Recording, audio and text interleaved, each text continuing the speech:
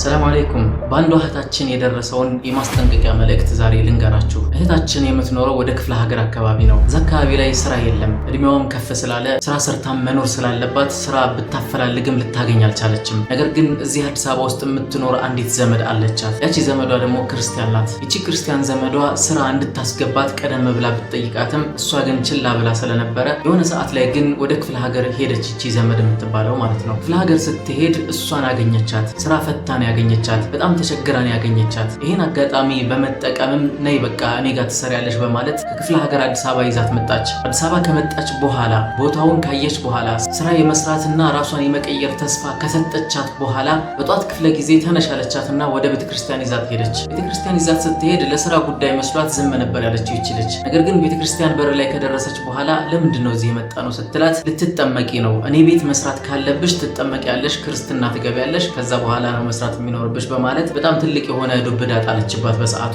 እቺ ልጅ ደነገጠች። መመለሻዋን እያሰበች አይ እኔማ እንደዚህ ነገር አላደርግም እባክሽም ብላት ልትመለስ ሞከረች። ከዛ በኋላ ግን አይ ይሄን ካላደረግሽማ በፍጹም እኔ ጋር አትሰሪም፣ እኔ ቤትም አትቆይም አለቻት። አማራጭ የላትም ብላ ከማሰብ አንጻር ማለት ነው። እሷም ቤተክርስቲያን ማድረግ ያለባትን አድርጋ ከዛም ይዛት ተመለሰችና ይህንን አማራጭ ሰጥቼሻለሁ አስቢበት ብላ ትታት ወደ ስራ ሄደች። በዚህ ሰዓት ይቺ ልጅ በጣም ሲጨንቃት ወደ ክፍለ ሀገር ቤተሰቦቿን ነገረቻቸው። ከቤተሰቦቿ መካከል ግማሹ ሙስሊም ግማሹ ክርስቲያኖች ናቸው። ከክርስቲያኖች መካከል እሷ አንዷ ዘመዷ ናት ማለት ነው። ስለዚህ ይሄን አማራጭ ለዛ ለሙስሊም ቤተሰቦቿ ተናገረች። አጋጣሚ ሆኖ ደግሞ የሙስሊም ቤተሰቦቿ እኛን ስለሚያውቁን ለኛ መልእክቱን አስተላለፉ። አንዲት ዘመዳችን ተልካ መታ ነበር አዲስ አበባ ልትሰራ ነበር የመጣችው። ክርስቲያን ቤት ገብታ ክርስቲያን ካልሆንሽ አትሰሪም ተብላ ሊያባሯት ነውና እባካችሁን አማራጭ ካለ በማለት ወደኛ ቤተሰብ ተደወለ ማለት ነው። በዚህ ሰዓት ሌላ ቦታ መስራት ትችላለች፣ ሙስሊም ቤቶች መግባት ትችላለች የሚል አማራጭን እኛ ከሰጠናት በኋላ ለዚች ልጅ ከዛ በኋላ ያቺ አሰሪ ተብላ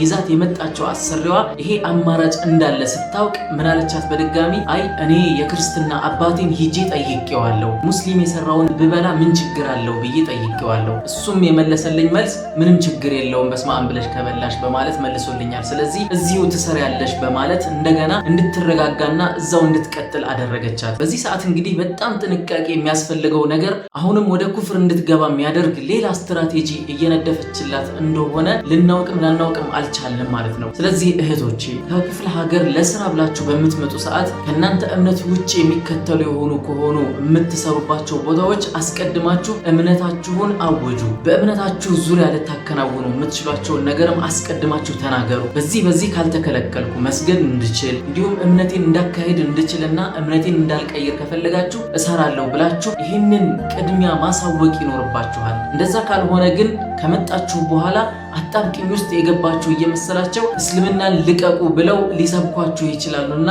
አስቀድማችሁ ይሄንን ጉዳይ ብታስቡበት አሪፍ ነው። አላህ Subhanahu Wa Ta'ala ለሁሉም የተሻለ የሆነ ርዝቅ እንዲሰጠው ዱዓ አድርጉ። መልእክቴ ነው። ሼር አድርጉት። ሰላም አለይኩም ወራህመቱላሂ ወበረካቱ።